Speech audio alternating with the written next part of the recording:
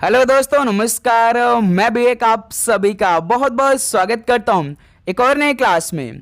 तो साथियों, जैसा कि आरआरबी एनटीपीसी यूजी का एग्जाम 13 जून से लेकर 16 जून के सभी शिफ्टों का पेपर समाप्त हो चुका है।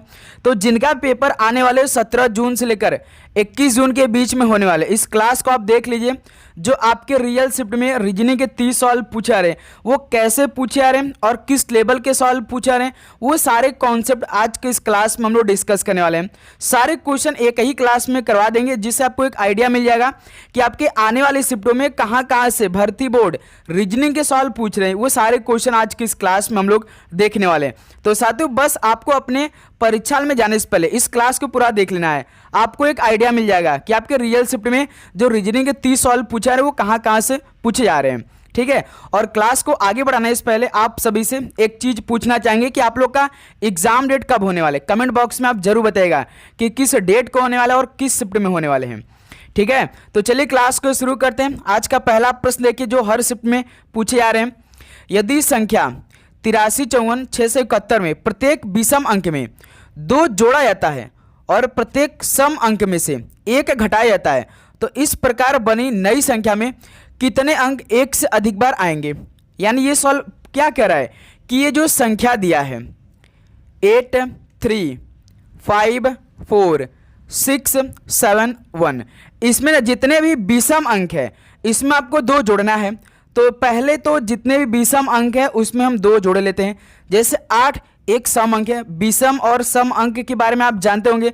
विषम अंक वो संख्या होती है जो 2 से नहीं कटती है। सम संख्या वो संख्या होती है जो 2 से पूरी तरीके से कट जाती है ना। तो 3 देखिए, एक आपका विषम अंक है। तो सवाल क्या पूछा है कि प्रत्येक विषम अंक में 2 जोड़ा जाता है। तो विषम अंक में पहले तो हम 2 जोड़े लेते हैं।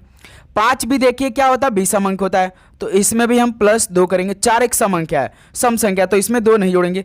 6 भी एक सम संख्या है, तो इसमें 2 नहीं जोड़ेंगे। 7 देखिए साथियों क्या है भाई, एक विषम अंक है, तो इसमें 2 जोड़ना है। 1 भी आपका क्या है भाई, विषम अंक में आता है, तो इसमें भी 2 जोड़ दीजिए।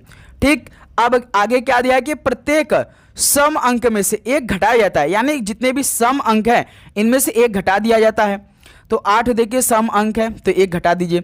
4 भी साथियों एक सम अंक है, 20 सम अंक है, तो 1 घटा दीजिए। 6 भी क्या है, सम अंक है, तो इसमें भी साथियों 1 घटा दिया जाए। अब इस प्रकार हमें नई संख्या बना लेना है। जैसे देखिए 8 में से 1 घटाएंगे तो 7 बनेगा। 3 2 5 हो जाएगा, 5 2 7 हो जाएगा। 4 में से घटा देंगे 3 हो जाएगा। 6 में से घटा देंगे 5 हो जाएगा।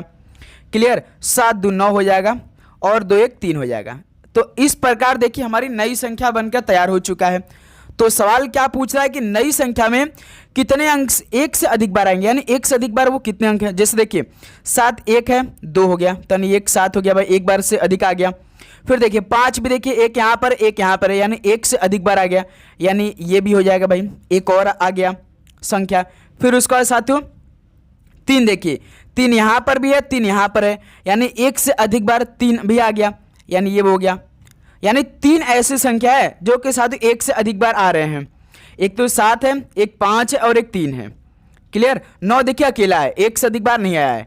यानी इसमें कौन सा ऑप्शन सही होगा, तो 3 से होगा, क्योंकि 1 से अधिक बार जितने भी संख्या आ रही वो 3 संख्या आ रही हैं, एक 7 एक 5 और एक 3। क्लियर, तो इस सवाल का डी ऑप्शन जो बनेगा बिल्कुल राइट आंसर बनेंगे। आप सभी को ऐसे अपने रियल शिफ्ट में सवाल को हल करना है। ओके, चलिए नेक्स्ट अगला सवाल को देखिए, क्वेश्चन नंबर 2 को। अंग्रेजी वर्णमाला क्रम के आधार पर विषम को छाटिए। हर शिफ्ट में सवाल पूछा है, ध्यान से। जब भी इस तरह का सवाल आ गया आपके पेपर में, आपको ए से लेकर जेड तक हर एक अक्षर का कोड मालूम होगा, तो आप ऑप्शन में ही इस सवाल को हल कर सकते हैं। जैसे देखिए पहला ऑप्शन एच एल एफ, तो हर एक अक्षर का कोड करिए। एच देखिए कितना होता है, 8 होता है। एल देखिए 12 होता है। एफ देखिए 6 होता है। तो 8 से 12 देखिए +4 कर दिया कि नहीं, बिल्कुल किया।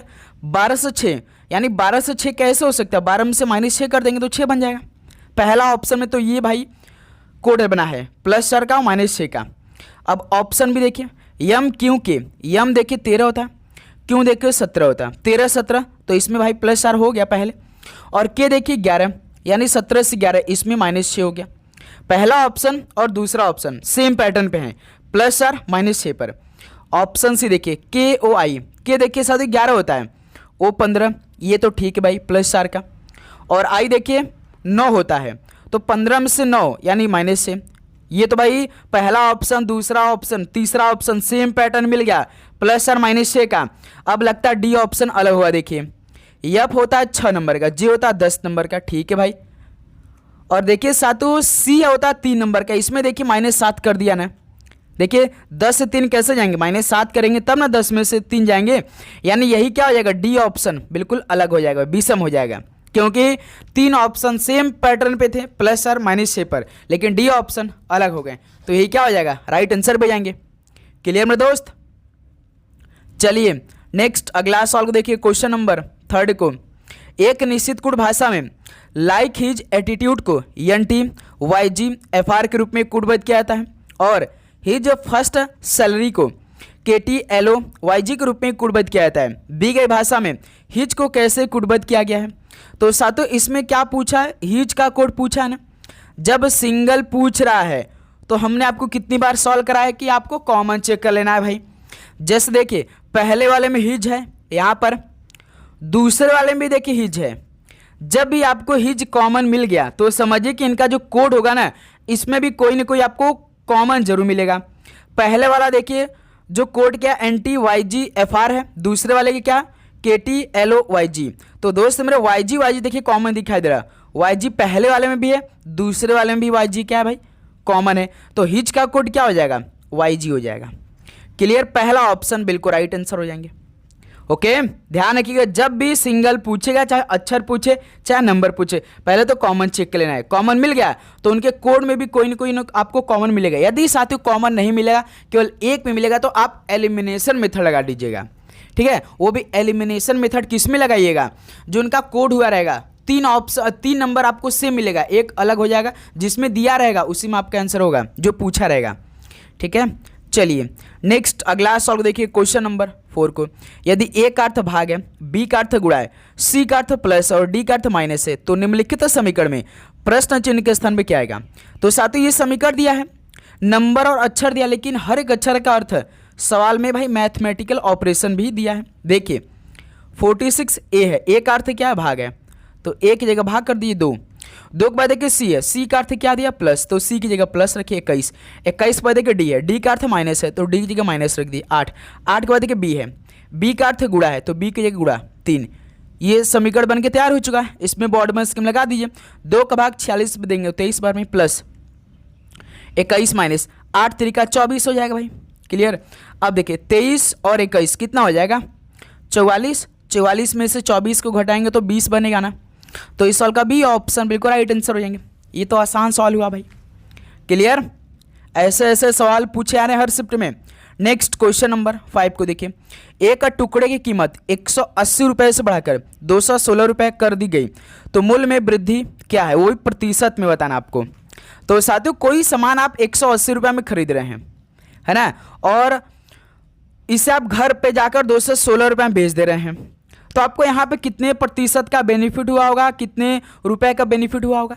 आपने भाई 180 रुपये कोई सामान खरीदा, 216 रुपये में बेच रहे हैं, तो यहाँ से साथियों देखिए 180 20 216, यानी कि यहाँ पे 36 रुपये का आप सभी को आपको क्या होगा भाई, लाभ होगा ना। 36 रुपये का आपको लाभ होगा, किससे होगा, जिससे आपने खरीदा नहीं 180 जो आपने कास्ट प्राइस लगाया है, ये कास्ट प्राइस हो गया, ये आपका सेलिंग प्राइस हो गया। यानी कोई सामान आप 180 रुपये में खरीद रहे हैं और उसे कितने में बेच रहे हैं भाई, 216 में, तो भाई पहले तो 36 रुपये का आपको बेनिफिट होगा, किससे, जिससे आपने स्टार्टिंग में खरीदा कास्ट प्राइस से। अब प्रतिशत में बताना तो 100 का मल्टीप्लाई करना ही पड़ेगा। इसको हल करिए, देखिए 0 0 कैंसिल हो जाएगा, 18 कम 18 18 दूना 36, 2 और 10 यानी मल्टीप्लाई होगा, 10 दूना 20, यानी कि सातों मूल्य में वृद्धि क्या होगा, 20% की होगी, तो बी ऑप्शन राइट आंसर होंगे। ओके, सभी को समझ में आया। चलिए नेक्स्ट अगला सॉल्व कॉल करिए। और साथियों आगे बढ़ने से पहले जिन भी स्टूडेंट की तैयारी बिल्कुल भी नहीं है साथियों, बस आपको इस पीडीएफ को पढ़ना है जो हम आपको देंगे। इसमें जीके जीएस करंट अफेयर पूरा मिल जाएगा भाई, रीजनिंग का एक भी क्वेश्चन बाहर नहीं जाएगा, 30 का 30 आप सही करके आएंगे। मैथ में भी आप पूरा 30 का 30 करके आएंगे, बेस्ट डिवीजन सोर्स होने वाला है भाई, क्योंकि इसमें आपको प्रीवियस ईयर का पूरा क्वेश्चन दे रहे हैं। आप देख रहे होंगे, यदि आप एनालिसिस कर रहे होंगे तो प्रीवियस ईयर का पूरा क्वेश्चन आपको मिल रहे हैं, ठीक है। तो मिलेगा आपको कैसे, देखिए व्हाट्सएप नंबर दिखाई दे रहा होगा, इस व्हाट्सएप नंबर पे मैसेज करिए, मात्र साथियों 25 रुपीज़ पे करके सारे क्वेश्चन अपने पास आप मंगा लीजिए। जो बार बार प्रश्न पूछेंगे वो सारे क्वेश्चन आपको इसमें मिलेंगे, पेपर में छपने वाले प्रश्न होने वाले हैं, ठीक है, आरआरबी एनटीपीसी यूजी एग्जाम 2026 के लिए। तो जिनको भी चाहिए भाई इस नंबर पे आप व्हाट्सएप करिए, तुरंत इस पीडीएफ को मंगाइए और अपनी तैयारी और भी अच्छी कर लीजिए। सभी को ये मंगाना अनिवार्य है भाई, ओके। नेक्स्ट अगला सवाल देखिए, क्वेश्चन नंबर 6 को, एक निश्चित कोड भाषा में गेल को 7513 और फ्ली को 5197 के रूप में कोडबद्ध किया था, तो उस भाषा में यफ के लिए कोड क्या है बताइए साथियों। आप देखिए ये सवाल आया ना, जो हमने इसे एक रिलेटेड सवाल आपको कराया था। देखिए जैसे गेल है, इसका कोड 4 अक्षर है, तो इसमें 4 नंबर भी अलग कोड किया है, ठीक है, FLEA, इसमें 4 अक्षर हैं, तो इसमें भी अलग 4 कोड किया है भाई। तो देखिए पूछा किसका, यफ का, देखिए सिंगल पूछा, तो इस बार देखिए कॉमन नहीं मिलेगा, क्योंकि गेल में देखिए यफ है नहीं, केवल फ्ली में यफ है, यानी कि हमारा जो आंसर मिलेगा केवल इसी मिलेगा, हमारा आंसर इसमें नहीं मिलेगा जो गेल दिया है। जब इसमें हमारा नंबर नहीं मिलेगा तो जो ऑप्शन में होगा तो उसको काट देंगे। जैसे देखिए गेल में 7 है तो ऑप्शन में 7 काट दीजिए, 5 देखिए इसमें ऑप्शन 5 काट दीजिए, 1 देखिए इसमें 1 इसमें काट दिए, बच रहा कौन सा 9 बच रहा, तो एफ का कोड क्या हो जाएगा 9। देखिए इसमें 9 है, देखिए 5 इसमें था कॉमन, यही हम एलिमिनेशन करवा रहे थे आपसे। 1 देखिए इसमें काट दिए, 7 देखिए इसमें काट दिए, बच रहा कौन सा, देखिए इसमें 3 बच रहा है, इसमें 9 बच रहा है, जिसमें जो दिया रहेगा उसी में रहेगा आपका आंसर रहेगा। यफ देखिए फिल्म है तो इसी में आपका आंसर होगा, 9 देखिए इसमें मिल रहा है ना, तो आपका आंसर हो जाएगा बी ऑप्शन। क्लियर। चलिए दोस्त मेरे, नेक्स्ट अगला सवाल देखिए, क्वेश्चन नंबर 7 का राइट आंसर क्या बनेगा। 7 व्यक्ति हैं ABCD UV और W, एक पंक्ति में उत्तर के सम्मुख बैठे हैं। जैसे साथियों दिशा तो आप जानते होंगे ना, ईस्ट वेस्ट नॉर्थ, यानी सभी जो व्यक्ति हैं वो ऊपर की तरफ देख रहे हैं, नॉर्थ की तरफ, ठीक है। एक पंक्ति से सीधे 7 व्यक्ति हैं भाई, 1 2 3 4 5 6 7। अब हम एक एक लाइन को पढ़ेंगे, एक एक लाइन को कंप्लीट करते हुए आगे बढ़ेंगे। देखिए पहला लाइन, सी के दाईं ओर केवल 2 व्यक्ति बैठे हैं। सवाल बोल दिया है कि सी के राइट साइड में केवल 2 ही लोग बैठे हैं, उसके अलावा और कोई नहीं बैठेगा। यानी कि साथियों देखिए राइट साइड इधर हो जाएगा भाई, है ना, और लेफ्ट साइड इधर होगा, यानी दायां साइड इधर होगा, बायां साइड इधर होगा, ठीक है। अब देखिए सी को यदि हम यहां बैठा देते हैं तो इसके दाईं ओर केवल 2 ही व्यक्ति आएंगे और कोई व्यक्ति आएगा नहीं, है ना, क्योंकि सवाल पहला लाइन में बोला यही, ठीक है। फिर देखिए सी और यू के बीच केवल 2 व्यक्ति बैठे हैं, तो सी तो ऑलरेडी यहाँ बैठ चुका है, तो साथियों यू को वहाँ पर बैठाएंगे जिनके बीच में सी और 2 के बीच में 2 लोग आए, यानी यू को हम यहाँ बैठाएंगे भाई, तभी तो देखिए सी और यू के बीच में 2 लोग आएंगे, है ना। तो दूसरा लाइन भी कंप्लीट हो गया। फिर देखिए ए और भी के बीच केवल 2 व्यक्ति बैठे। अब देखिए साथियों ए और भी को हमें ऐसे बैठाना है कि उनके बीच में 2 व्यक्ति आने चाहिए, यानी कि साथियों मान के चलिए कि हम ए को यहाँ बैठा देते हैं भाई, बी को यहाँ बैठा देते हैं, तो साथियों ए और बी के बीच में 2 व्यक्ति आ जाएंगे।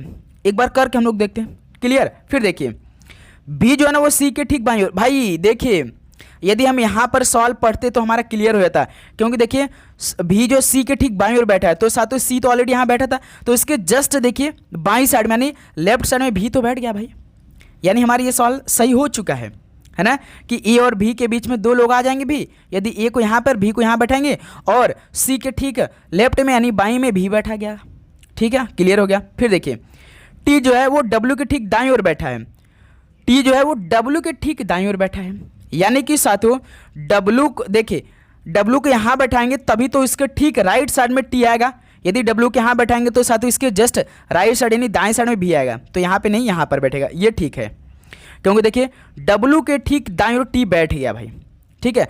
अभी एक व्यक्ति नहीं बैठा है, वो कौन सा अक्षर नहीं बैठा है भाई, बी नहीं बैठा, तो बी को यहां बैठा लीजिए, 7वें व्यक्ति बैठ गए। अब अंतिम लाइन में देखिए सवाल पूछा हो गया, पंक्ति के बाएं छोर से तीसरे स्थान पे कौन बैठा है, तो साथियों पंक्ति के बाएं छोर से तीसरे स्थान पे बायां साइड इधर ही है ना, पहले पर तो भाई ए बैठा है, दूसरे के पे यू बैठा है, तीसरे के बी बैठा है, तो सवाल क्या पूछा, पंक्ति के बाएं छोर से तीसरे स्थान पे कौन बैठा है, बी बैठा है, तो इस सवाल का डी ऑप्शन राइट आंसर होंगे।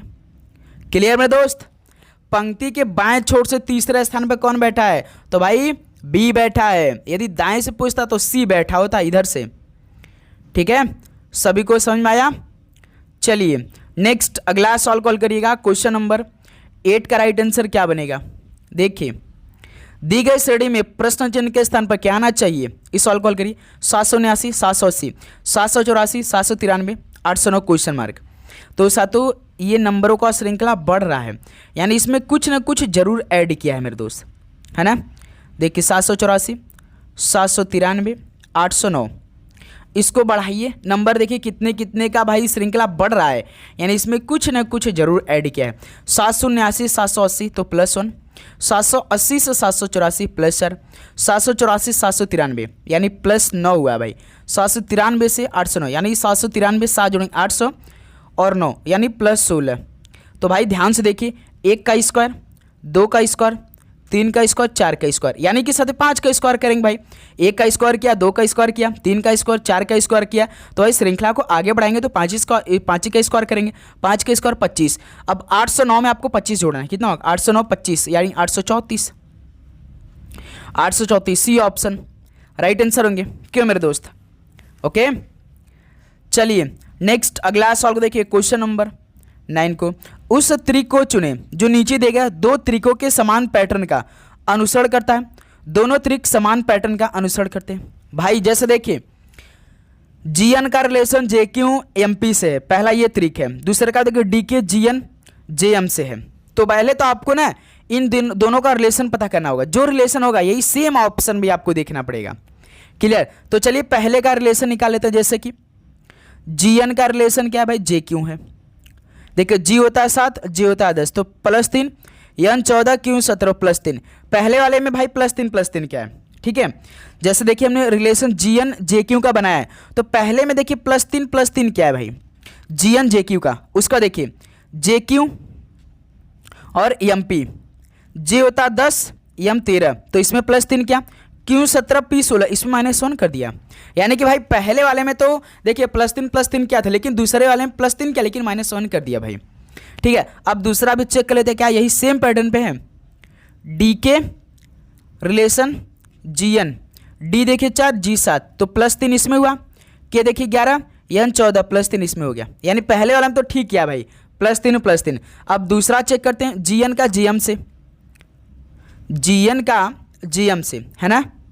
देखिए जी होता 7, जे होता 10, तो +3 पहले में किया, लेकिन साथ देखिए एन 14, एम 13, इसमें -1 कर दिया। यानी कि भाई पहले वाले में आपको +3 करना, लेकिन दूसरे वाले में भी +3 करना, लेकिन लास्ट वाले में -1 करना है ना। तो चेक करिए, देखिए कौन सा ऑप्शन है। JQMT पहला ऑप्शन हम उठा रहे हैं, JQMT। जे देखिए 10, एम 13, +3, क्यों देखिए 7, 17, पी 16 होता है, इसमें -1। ये गलत हो गया, पहला ऑप्शन नहीं मिला भाई, क्योंकि पहले वाले में +3 करना था। ठीक है, तो ये तो साथ ही पहला ऑप्शन नहीं हुआ। ऑप्शन भी देखिए JQ फिर MT, है ना। जे देखिए 10, एम 13, तो +3, क्यू 17, टी 20, देखिए इसमें +3 क्या भाई। अब देखिए दूसरे वाला का रिलेशन बनाएंगे, MTPS का। MT दूसरा ऑप्शन चेक कर रहे हैं भाई, MTPS का रिलेशन बनाइए। एम देखिए 13, पी 16, देखिए इसमें +3 क्या, ठीक है। टी देखिए 20 होता है, और यस देखिए 19, देखिए इसमें -1 करिए। यानी ये रिलेशन मिल गया भाई, जो पहले वाले में +3 था और दूसरे वाले में +3 -1 था, देखिए इसमें मिला भाई बी ऑप्शन वाले में। तो ये हमारा क्या हो जाएगा, ऑप्शन राइट आंसर हो जाएंगे। ठीक है, और ऑप्शन आप मिलाएंगे तो नहीं मिलेगा, आपका अलग आएगा कुछ पैटर्न, केवल एक ही ऑप्शन मिलेगा जो कि बी ऑप्शन। ठीक है, चलिए अगला सवाल देखिए, क्वेश्चन नंबर 10 का राइट आंसर क्या बनेगा। ये भी काफ़ी अच्छा सवाल है, जो कि हर शिफ्ट में आ रहे हैं भाई। ABCDEF और G एक वृत्ताकार मेज के चारों ओर केंद्र के सम्मुख बैठे हैं। जैसे एक वृत्ताकार मेज जैसे है, कितने लोग बैठे, ए से लेकर जी तक, यानी 7 लोग बैठे इसमें। इसका केंद्र बीच में, 1 लोग, 2 लोग, 3 लोग, 4 लोग, 5 लोग, 6 लोग, 7 लोग। ठीक है, अब इसमें भी जैसे कि एक पंक्ति में उत्तर की तरफ बैठे थे तो एक एक लाइन को पढ़ा था ना, तो इस तरह भी इसमें भी सॉल्व को सेम टू सेम उसी तरह हल करना है। दायां बायां का खेल इसमें है। देखिए पहला बी जो है सी के दाएं ओर दूसरे स्थान बैठा है, तो सातु सी को यहाँ बैठा लीजिए। इसके दाएं ओर दूसरे स्थान में बी, तो बी यहाँ भी बैठ जाएगा भाई। इसका दायां साइड इधर ही होगा ना, बी सी के दाएं से दूसरे स्थान पे बी बैठा है। क्लियर। फिर देखिए अगला लाइन पढ़िए, ई जो है वो बी के बाईं ओर से तीसरे स्थान बैठा है। बी ऑलरेडी बैठ चुका है, बी के बाईं ओर से तीसरे स्थान पे ई बैठा है, तो बी ऑलरेडी यहाँ बैठा, तो इसका बाईं साइड इधर होगा भाई। पहला स्थान ये, दूसरा स्थान पे सी, तीसरा स्थान पे, यानी जस्ट भाई सी के बाईं ओर आ जाएगा ई, तभी तो सातों बी के बाईं ओर से तीसरे स्थान पे ई बैठेगा। क्लियर। ठीक है, देखिए बी के बाईं ओर से तीसरे स्थान पे ई बैठ गया भाई यहाँ पर। क्लियर। अब देखिए अगला लाइन को पढ़िए। डी जो है वो जी और ए का तत्काल पड़ोसी है, यानी कि साथू जी और ए के बीच में डी आना चाहिए तभी तो तत्काल पड़ोसी होंगे। यानी कि साथू ए को यहाँ बैठा लीजिए, जी को यहाँ बैठा लीजिए, इसके बीच में डी को यहाँ बैठा लीजिए, तभी तो तत्काल पड़ोसी बनेंगे भाई ने, है ना। फिर देखिए एफ जो है वो जी के बाईं ओर से दूसरे स्थान बैठा है। एक सेकंड भाई, यानी कि जी के बाईं ओर से दूसरे स्थान पे एफ बैठा है, यानी जी तो यहाँ पे बैठा देखिए, तो इसके बाईं ओर पे एफ यहाँ पे आ जाएगा भाई। ये तो भाई सारे क्लियर होंगे भाई, सातों भाई कितने लोग बैठ गए हैं। अब देखिए सवाल क्या पूछा, अंतिम लाइन, ए के बाईं ओर से गिनने पर, ए के बाईं ओर गिनने पर ए और बी के बीच में कितने लोग व्यक्ति हैं। ए के बाईं ओर से साथियों देखिए, ए का राइट साइड इधर होगा, ए के बाईं ओर इधर होगा, ए के बाईं ओर से ए और बी के बीच में देखिए ए यहाँ पे है, बी यहाँ पर है, तो इनके बीच में दो लोग बैठे। बाईं ओर से भाई पूछा है तो डी और जी बैठे हैं, दो लोग बैठे हैं, यानी इस सवाल का बी ऑप्शन राइट आंसर होंगे मेरे दोस्त। क्यों साथ, देखिए ए यहाँ पर है, बी यहाँ है, तो इनके बीच में दो ही लोग आ रहे हैं, वही बाई साइड में, लेफ्ट हैंड में देखना है, राइट हैंड में से नहीं। क्लियर। तो इस सवाल का बी ऑप्शन आपका परफेक्टली आंसर है, दो लोग। चलिए नेक्स्ट अगला सवाल देखिए, क्वेश्चन नंबर 11 को दी गई श्रेणी में प्रश्न चिन्ह के स्थान पर क्या आना चाहिए। 6, 9, 15, 24, 36 क्वेश्चन मार्क। दोस्त मेरे 6, 9, 15, 24, 36, 6 से 9 प्लस 3, 9 से 15 प्लस 6, 15 से 24 प्लस 9, 24, 36 प्लस 12, 3, 6 प्लस 3, 6 से 9 प्लस 3, 9 से 12 प्लस 3, यानी साथियों 12 प्लस 3 करीब 15, 36 15 कितना हो जाएगा, 51 हो जाएगा, जो कि सवाल का पहला ऑप्शन बिल्कुल राइट आंसर होंगे। क्लियर। चलिए अगला सवाल को देखिए, क्वेश्चन नंबर 12 को, एक कक्षा में सभी 105 छात्र उत्तर के सम्मुख होकर एक पंक्ति में खड़े हैं। ठीक है। रवि दाहिने छोर से 49वां पे है, जबकि श्रुति बाएं छोर से 38वें। रवि और श्रुति के बीच कितने लोग खड़े, तो भाई 105 लोग छात्र हैं जो कि उत्तर के सम्मुख होकर बैठे हैं। क्लियर। दाहिने छोर से 49वें नंबर पे कौन है भाई, रवि है, जबकि श्रुति बाएं छोर से कितने पे भाई, 38 नंबर पे। तो इन दोनों को पहले आप जोड़ लीजिए भाई, और इसमें 105 में से घटा दीजिए। 105 माइनस 49 38 कितना होगा, 9 8 17 का 7 1 4 3 7 1 8 नहीं 87, टोटल माइनस करिए 105 में 87 कितना होगा, 87 1318 लोग हो जाएगा भाई। यानी रवि और श्रुति के बीच कितने लोग खड़े हैं, 18 लोग खड़े हैं। डी ऑप्शन इस सवाल का राइट आंसर होंगे। सिंपल सा फंडा है, ये आपको अपनाना है जब इस तरह के सवाल आपके पेपर में दे तो। क्लियर। चलिए नेक्स्ट अगला सवाल को देखिए, क्वेश्चन नंबर 13 को, यदि संख्या 56 21 86 43 के प्रत्येक सम अंक के लिए एक जोड़ा जाता है, यानी इस बार सवाल उल्टा दिया है भाई। देखिए 56 21 86 43 जितने भी सम अंक है इसमें एक जोड़ना है आपको, सम अंक में इस बार एक जोड़ना है, यानी 6 देख के सम अंक है एक जोड़ दीजिए, 2 भी सम अंक है एक जोड़ दीजिए, 8 भी सम अंक है एक जोड़ दीजिए, 6 भी एक सम अंक है एक जोड़ दीजिए, 4 भी एक सम अंक है तो इसमें प्लस 1 कर दीजिए। ठीक है। और प्रत्येक विषम अंक में से एक घटाना, यानी जितने भी विषम अंक है इसमें से घटा दीजिए, 5 विषम अंक घटा दीजिए, जितने भी आप नंबर बचे एक घटाना है। ठीक है। अब हमें नई संख्या बनाना है, 5 में से घटाएंगे 4, 6 1 7, 2 1 3, 1 में से घटाएंगे 0, 8 1 9, 6 1 7, 4 1 5, 3 में से घटाएंगे 2। इस प्रकार बनी नई संख्या। देखिए सवाल पूछा, इस प्रकार बनी नई संख्या बन गया तो कितने अंक एक से अधिक बार दोहराए गए, वही सवाल है। बताइए ऐसे कितने अंक है। देखिए 4 एक बार आया है, नहीं आया है। 7 देखिए एक यहाँ पर एक यहाँ पर, यानी एक बार आया है 7, एक से अधिक बार आया है 7। क्लियर। फिर उसका देखिए 3 नहीं है, 0 भी नहीं है, 9 भी देखिए नहीं है, 5 भी नहीं, 2 नहीं, यानी केवल एक ही अंक है जो कि एक से अधिक बार दोहराया गया है। वो कौन संख्या है, कौन संख्या है मेरे दोस्त, बताएंगे आप सभी लोग, 7 है। तो इस सवाल का सी ऑप्शन राइट आंसर होंगे। क्लियर। तो साथियों इस क्लास को अब यहीं पर रहने देते हैं। जो ऐसे ये सवाल थे जो कि साथियों हर शिफ्ट में रिपीट हो रहे थे, वही सवाल इस क्लास में हमने कराया भाई। ठीक है। तो यदि आपको क्लास को आपको ज़रूर लाइक करना है, शेयर भी करना है मेरे दोस्त। ठीक है। आज का ये छोटा सा क्लास था, इसके बाद शाम को एक और क्लास देंगे, उस क्लास को आप पूरा कंप्लीट कर लेंगे भाई, जिससे आपको पता चल जाएगा। ऐसे ये रीजनिंग के सवाल थे जो कि हर शिफ्ट में पूछे आ रहे हैं, वही क्वेश्चन इस क्लास में हमने कम समय में आपको करवाया है। उम्मीद करूंगा हर एक कॉन्सेप्ट आप सभी को समझ में आ चुका होगा, सवाल का लेवल भी आप सभी को समझ में आ चुका होगा। आप अपने रियल में शिफ्ट में कैसे सॉल्व को हल करेंगे जब इस तरह के सारे सवाल आएंगे आपके पेपर में। तो ओके दोस्त मेरे, यदि आप चैनल पर नए हैं तो चैनल को सब्सक्राइब करिए, क्लास पर नए तो भाई क्लास को लाइक जरूर करिएगा, ठीक है। तो चलिए साथियों इस क्लास को यहीं पे समाप्त करते हैं, मिलते हैं साथियों एक और नए क्लास के साथ। आप सभी को जय हिंद, वंदे मातरम, पढ़ाई करते रहिए, ऑल द वेरी बेस्ट, धन्यवाद।